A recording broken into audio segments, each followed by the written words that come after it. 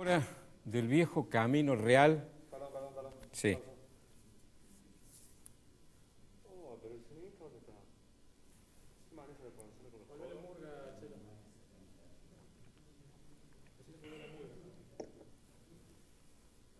Cuando quieras. Por su ubicación geográfica, para Córdoba los caminos han sido siempre importantes. Córdoba es prácticamente, hasta la aparición del avión, ha sido lugar de paso obligado de cualquier transeúnte, caravana, mercader, cabalgante, lo que fuera, que quisiera cruzar lo que hoy es la Argentina en cualquiera de los puntos cardinales.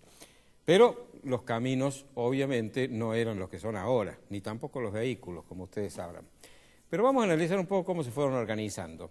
Ya a comienzos de la ocupación española en la América, en 1514, la reina nombró correo mayor de Indias al doctor Lorenzo Galíndez de Carvajal, con el encargo, el cargo era hereditario, y su deber era trazar caminos de correos, de postas, como se llamaba entonces, en este nuevo mundo. Un descendiente de él, el marqués de Monterrico, en 1748, decidió hacer el camino de correo en lo que hoy es la Argentina y el cono sur de América, es decir, de Lima hasta esta parte.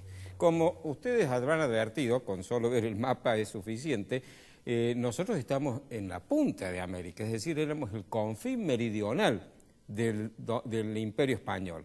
De manera de que los caminos, al último lugar que llegaron fue aquí. Pues en 1748 empezaron a trazarse. Un señor llamado Domingo de Basavilbaso empezó a organizar el sistema de postas, que significaba que había un lugar a donde los viajeros podían descansar, alimentarse, cambiar cabalgaduras y luego dormir, llegado el caso, y seguir viaje. El camino más importante para Córdoba fue durante muchos años el camino al Perú. ¿Por qué? Porque la actividad económica más importante de la provincia era la cría de mulas, y las mulas se llevaban a invernar a Salta, por ese camino obviamente, y después de invernar en Salta, seguían viaje hasta Potosí, donde estaba la gran demanda de mulas por la explotación de las minas de plata del Cerro Rico. Todo eso se hacía con mulas y se demandaba una cantidad enorme de mulas. Las grandes fortunas que se hicieron en ese momento en Córdoba eran fundamentalmente creadores de mulas.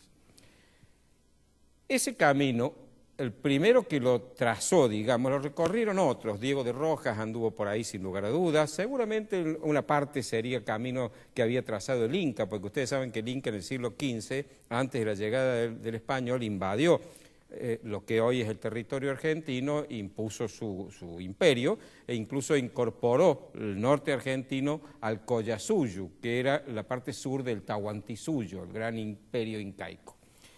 Lo cierto es que las primeras referencias concretas que tenemos es un viaje que hace don Lorenzo Suárez de Figueroa, el hombre de confianza de don Jerónimo Luis de Cabrera, antes de la fundación de Córdoba. Cabrera lo manda a explorar la tierra de los comechingones y este hombre hace un viaje que lo describe.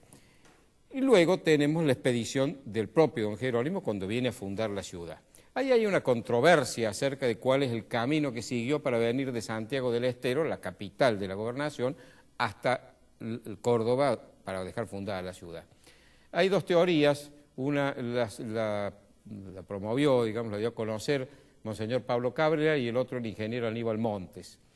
Probablemente yo me inclino en favor de la de Cabrera por la lógica, porque Aníbal Montes dice que fueron siguiendo el trayecto del río Dulce hasta llegar a la Mar Chiquita, a la laguna, al mar de Ancerusa, de ahí cruzaron a San Francisco del Chañar, de ahí pasaron a Tocotoco, es decir, Cruz del Eje, y vinieron por las sierras. No parece lógico, sobre todo teniendo en cuenta que un año antes don Lorenzo Suárez de Figueroa había hecho este trayecto y sabía que llegaba a la tierra de los comechingones, acá, a Córdoba, sin necesidad de hacer todas estas curvas y por camino llano, sin necesidad de ir a las sierras tampoco.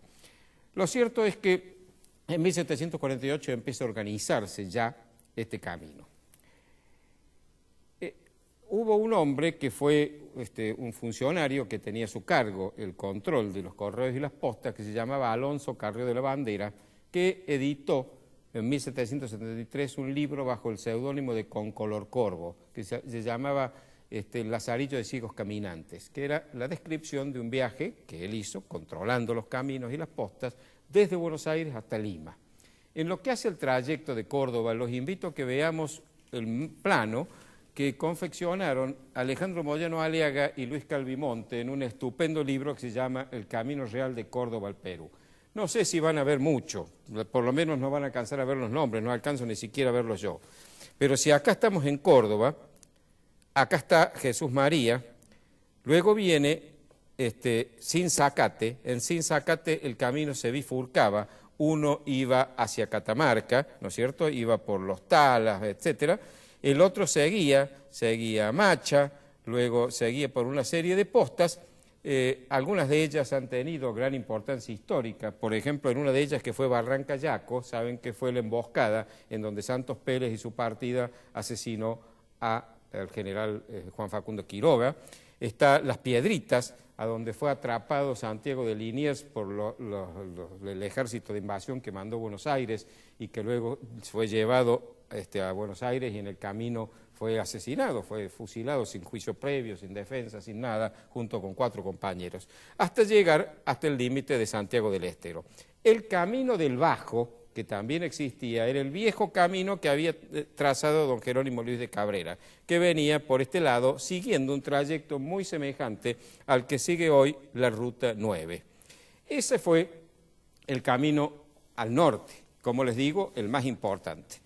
Pero con el paso del tiempo, las minas de Potosí empezaron a perder importancia, empezaron a agotarse las vetas, el tráfico de mulas dejó de ser una fuente de ingresos como había sido antes, y el puerto de Buenos Aires había empezado sí ya a tener una gran importancia en el comercio ultramarino, y Córdoba empezó a comerciar a través del puerto, y ese camino de Córdoba a Buenos Aires adquirió una gran importancia.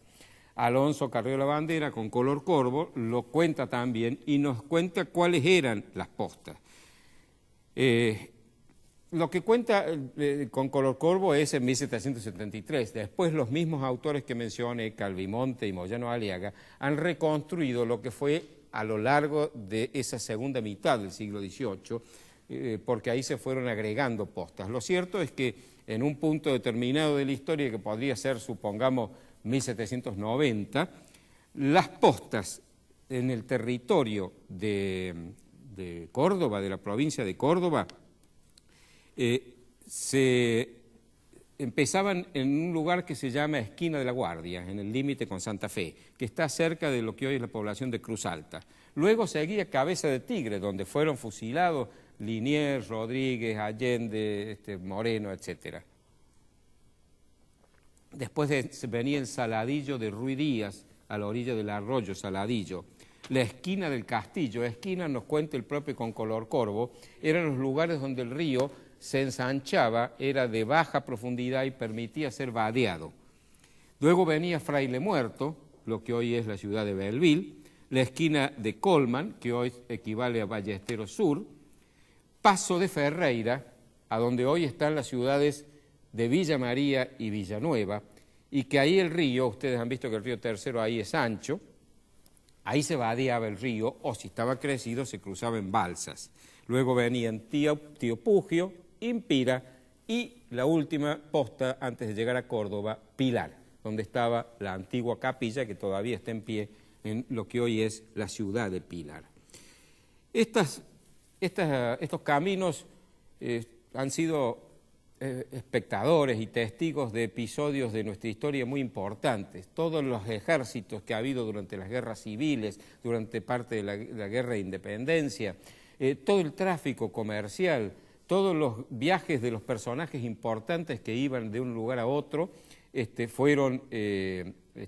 evidentemente pasaron por este camino.